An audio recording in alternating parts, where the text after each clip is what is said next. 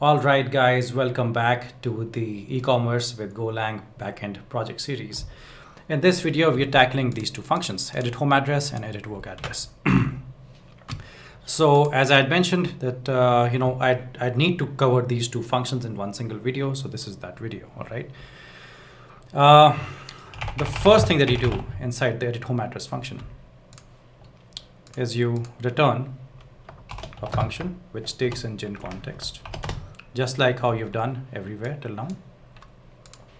And now the addresses, they belong to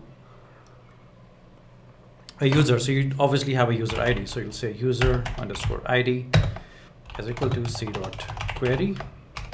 And the query here is ID. Okay. Now, there's a particular process that we have followed in a lot of places, right? We've checked if the user ID is empty.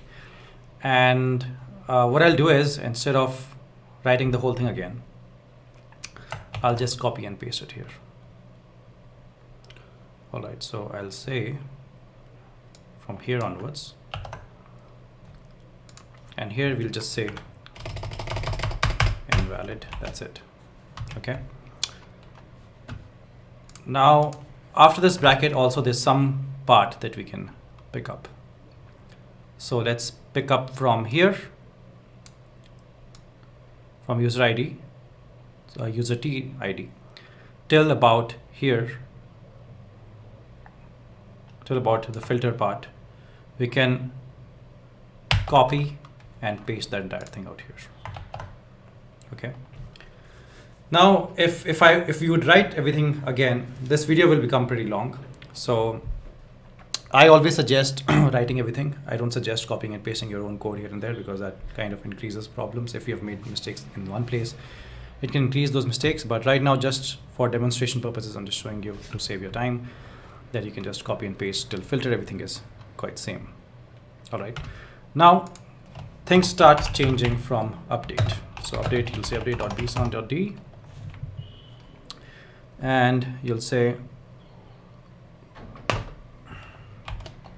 key is $set, comma, value is bsound.d primitive .e. Now here's where things will change. So for address, the key will be address.0.housename, and the value will be edit address.house. Okay, because this is your home address. And you'll also have street name and city. So where you close this bracket off, you put a comma, you'll say key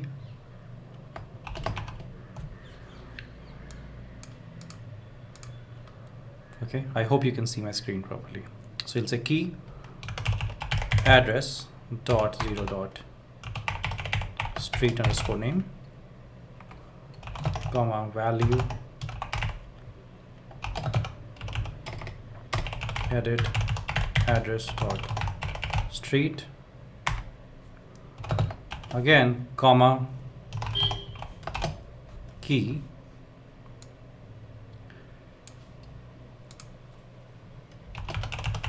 address dot 0 dot city underscore name, comma, value edit address dot city,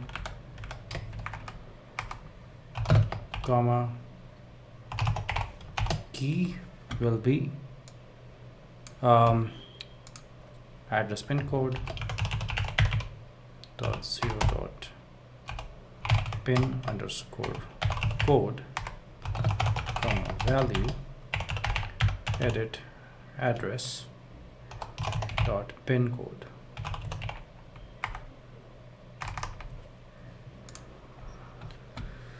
Okay, so just make sure everything looks all right. Yeah, so this doesn't look all right to me because value doesn't need to have these brackets. So just make sure everything is all right. You make sure you get the house name and you get the street name, city name, right? So house name, street name, city name, and pin code. You've got all of those things in update. So when we're editing the house address, home address, basically is we're trying to update it. So we'll have a filter and an update, right? We have to use the filter because addresses belong to a user, so we'll need the user ID, and we'll need an update, right? The update key. Now what you'll need is you'll say user collection dot update one, which is the function that Golang MongoDB gives you access to. And here you'll say ctx comma filter comma update. And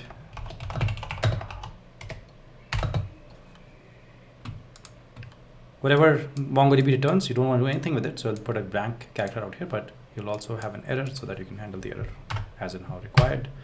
So here we'll handle the error. So we'll say if error is not equal to nil, it's a c dot indented JSON 500 comma something went wrong, and you'll return from this function. Default cancel ctx.done, and we'll say if everything went well, we have to give a 200. So we'll say 200, everything went well, successfully updated the home address. Okay, very straightforward. Now, obviously, editing work address is going to be very, very similar. So what you're going to do now is you're going to pick up quite a bit from here. I mean, you can just copy quite a bit from here. So what we'll say first is we'll say return func c context. Okay, and now the inner parts we have to kind of start copying a bit. Okay, there's just one thing that we left out here by mistake, and that is the variable that we're using. So we'll say variable edit address. It is of type models dot address. Okay, so it's important to now visit your models and see what address looks like. So address has an ID, has a house, street, city, and pin code, right? So in case you were wondering till now what we're doing out here with this house, street, city, and name, etc., basically we're just trying to update all of those values. So we're going to ensure that all of those values get updated. All right. So this was your so you've created this edit address, but you also want to now say if error is equal to c dot bind JSON ampersand edit address, error is not equal to nil. And what do you want to happen here? So we would like to say c dot indented JSON bad request. So we'll say http dot status bad request, and you'll print out the error. So we'll say error dot error. All right. So now coming back to your edit work address. Now we can start picking up quite a bit from here directly. So you'll say you'll start picking up from here all the way to here, and even the filter key. So copy and paste it here. Okay. So here in the work address, also we need the edit address variable. And so you have filter, and now after the filter part is when we're going to start working. Now you can create this update query from scratch, or you can just come here and quickly pick it up. And there's only one thing to be changed. So the first address that so a user is supposed to have two addresses, the home address and the work address. The home address, we are assuming that it'll be at the 0th index, whereas the work address, we are assuming, will be at the index 1, which is at the second position. So just everywhere, keep all the values same. Just update the index. Okay, everywhere out here.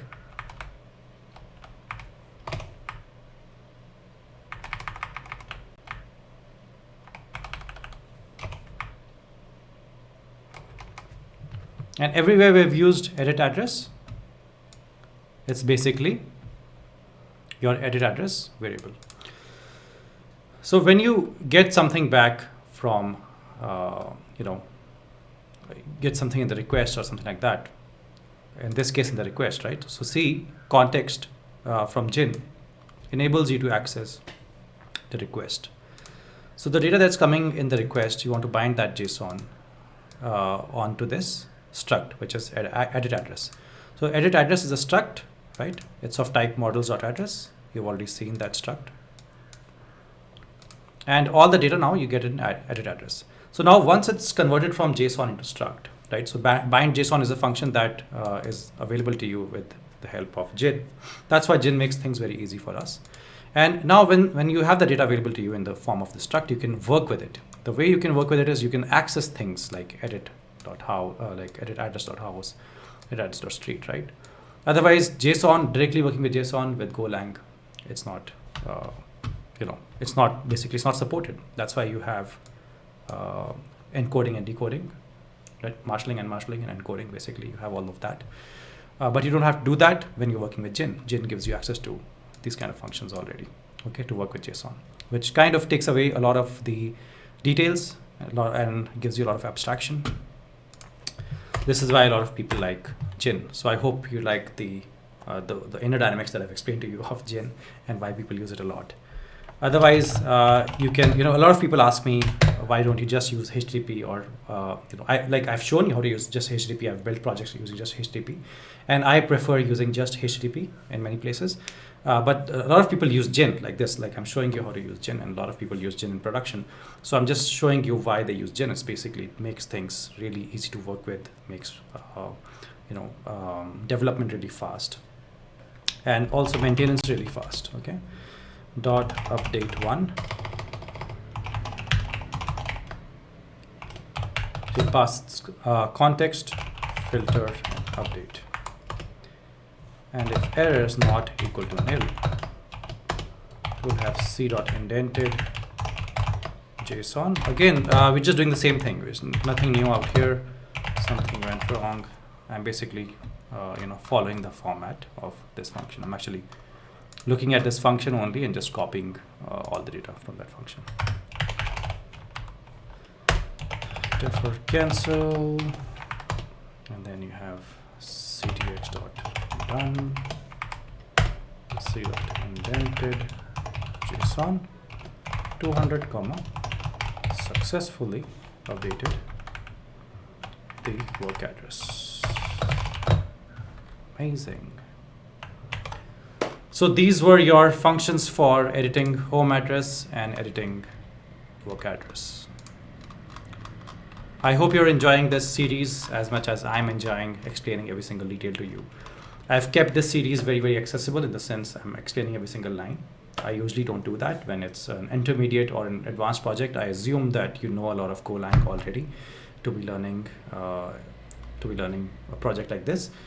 But since I want this to be more accessible, I'm just trying to explain every single line so that, even if there are people who are not very conversant with Golang, they can still start learning from this project. Probably, I'm not sure if you can, like without any Golang knowledge, I'm not sure if you can learn it. Anyhow, so thanks a lot for watching, and in the next video we'll work on a few more of these complex functions. And tomorrow I may have a Golang simple blockchain project coming up as a video, so be on the lookout for that. And it's because I want to create a more complex blockchain project, but I want to start with a smaller project. So I'll launch the smaller project video tomorrow, mostly. That's what my plan is. And then I'll work on a larger blockchain project with Golang. And then I'll show you how to work with Hyperledger and Cosmos, because those things, they kind of take away the abstraction. They've done a lot of things for you. Okay, so thank you for watching, and I'll see you in the next video.